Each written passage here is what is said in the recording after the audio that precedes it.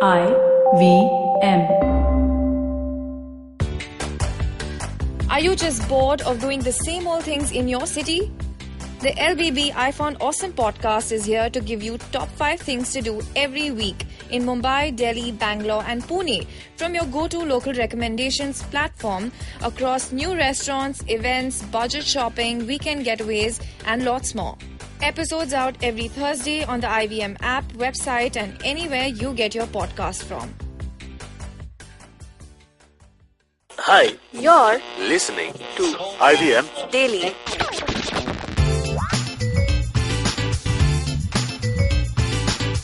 Hey guys, welcome to another episode of IVM Daily, a show where we talk about anything and everything. Today in the studio I have with me Alika. Hi. And a close friend of Alika, Apar. Hi. So Apar, tell our listeners a little bit about yourself.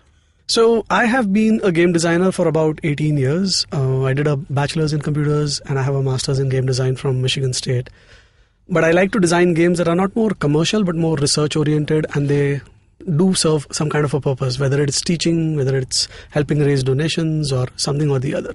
They're generally referred to as serious games. Okay, something that has a more practical use in life rather than just the arcade or entertainment value. Yes, I mean they are entertaining because that's the fundamental thing of a game. Right, but right. They also serve a better purpose or a higher purpose, so to speak. Okay. So the topic we're going to... Going into the topic with that, we're going to be talking about video games and how they affect us mentally, since there's been a news article released about this recently by WHO. Yeah, WHO recently declared gaming addiction as a real mental health condition. So, Apar, since you are the expert over here, what are your views on this thing? So, I have a slightly more controversial view to that, is that addiction is separate from gaming per se. Addiction is a thing on its own, and you could be addicted to multiple things. There are people who are addicted to phones, there are people who are addicted to games, there are people who are addicted to soft drinks and several things. So I believe that unless it is like some kind of a physical substance that changes the chemistry in your body, it's something more that you can deal with, is what I would say. So, what about something like gambling addiction? That's a very, very serious addiction, which is present, like the psychological help given to people. Yes, definitely. With that. Yeah. So, do you think gaming also comes under that, or is it something like habit, like eating too many chips? Like that's an addiction. I don't think any psychologist is like, okay, let's find out the deep meaning why you eat so many chips. Because it gives me a high. Gives me that little chemical kick in my brain. Right. Yeah, and you're right. Gambling addiction is a serious issue, and there is a reason why they are treated as an addiction issue, and there are people who need to seek help for it, rather than saying that you are shunned from society because you have this problem, so to speak, and stuff like that. It's the same thing. I would say that maybe it is not as severe with gaming, but then there are edge cases in everything.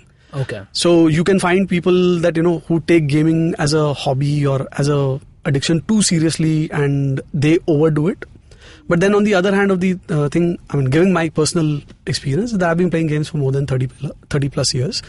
But when I know that there is work to be done, or if I have to be somewhere or the other, then I am able to do that. I'm not saying that everybody can do that, but I'm just saying that there is a huge spectrum, and putting everybody who play games under the field that they are addicted to games is just too much of a generalization. No, but that's not the case for everyone who does.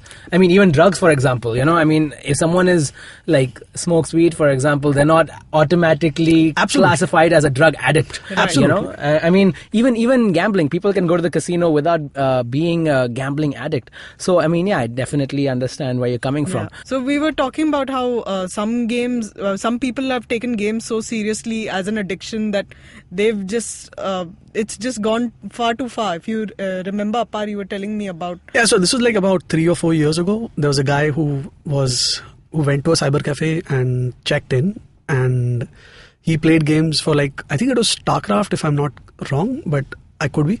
But there was one game that he was playing continuously for 3 days, and he died playing the game. Which is like what I was talking about, that there are edge cases, people who take it to the other extreme. Wait, how did he die playing the game? He just keeled over. Like, okay, he just didn't eat or sleep. Yeah, he forgot to eat and he did not leave the cubicle at all. I don't know. And that is... Wow. Yeah. Yeah. So I'm saying, like, in all these years, I've never met anybody like that who, like, goes beyond... I mean, yeah, people like that definitely need some yes, sort of help. so that's, yeah. For sure. So then it does look like it can become some kind of addiction. Absolutely. I'm not saying that it cannot become an addiction. All I'm saying is that, we can't say that, oh, you play a game, so you must be addicted to it. Yeah.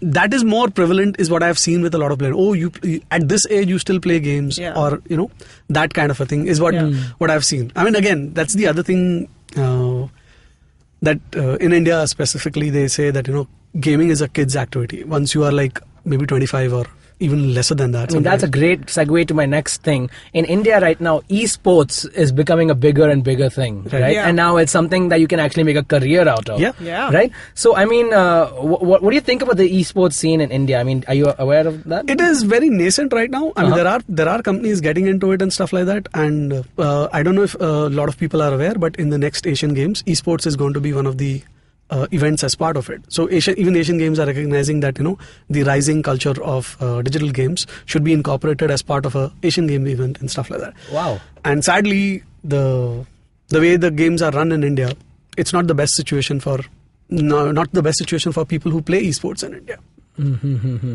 Yeah, we're probably not going to qualify. I mean, as he said, we're in a very, very early stage. I mean, Yeah, there's been esports like in South Korea, for example, for a very long time. At least 20 years that I'm aware of. And over here, it's been like 2 or 3 years, maybe.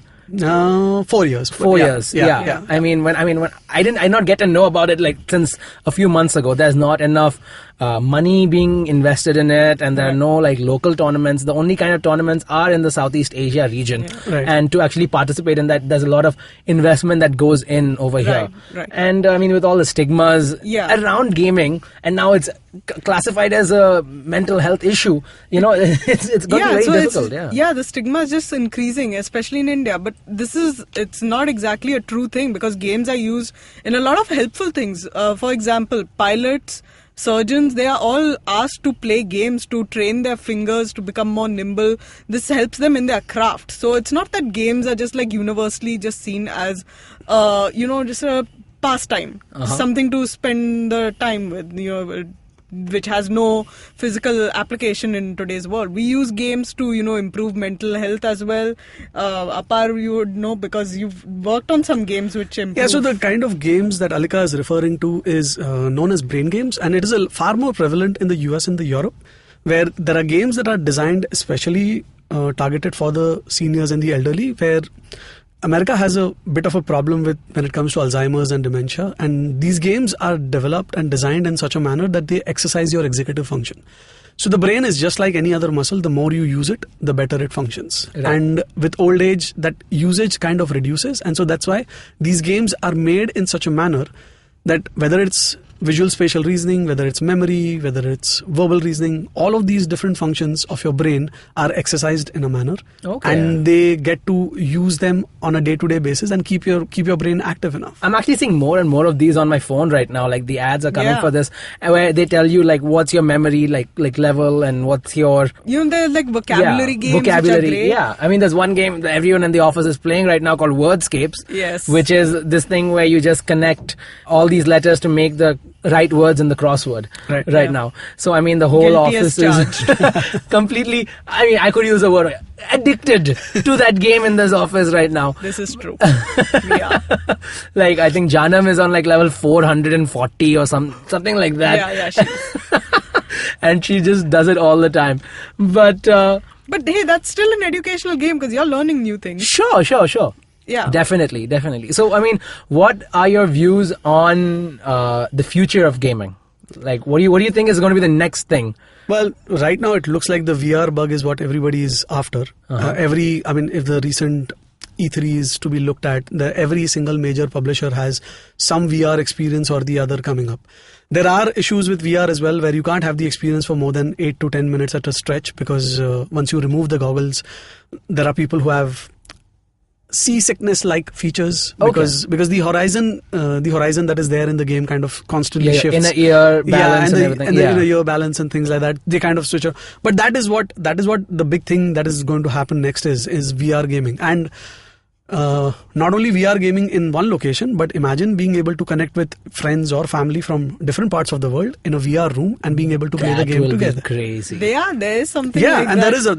there is a way you can play board games where you are sitting in Bombay, somebody is sitting in New York, somebody is sitting in Tokyo, but they are all in a VR room right in front of each other and playing board games together. But currently it's just at a prototype stage. It's not like... It's just at the board game stage. Yes, it's not yes, at the yes, World yeah. of Warcraft stage. Yeah, I don't think it'll... I think when it reaches World of Warcraft stage, then we'll be looking at that book, Ready Player One. Yes. So, I mean, that could be a good thing or it could be kind of terrible. Well, we'll see what the future holds for that. Definitely. And I think that's a wrap for this episode on gaming. Yeah. On video gaming. So, Apar, like, where can someone find you on social media? I'm a social media pariah. That's really strange. I mean, because like usually video gamers, I mean, there's a lot of MMORPG, there's a lot of socializing that goes into gaming. Yeah, but I mean, there is a lot of socializing that goes into gaming. I'll give you a story that will sound very funny. So there is a friend of mine that I've played with that person World of Warcraft for the past 14 years. I don't know his name. I know it's a he because we've spoken over voice chat, but he doesn't know my name. He doesn't know where I am from, and I don't know where he is from. But we've been friends in that game for close to 14 years. Wow. And that's how it is. Because you really don't need to know anything other than the fact that you are good at the game and let's play the game together. That's about it. Okay. That's crazy. So we can't find you on social media, but we might be able to find you on World of Warcraft. What's your in-game name? Mahabali. Amazing. So if you're a World of Warcraft player, you can find Apar on World of Warcraft as Mahabali. Hey, I don't Alika? play World of Warcraft, but you can find me on Twitter and Instagram at CapeFoxAlex. And you can find me on Instagram at aya_G. Until next time, guys, bye. Bye. Bye.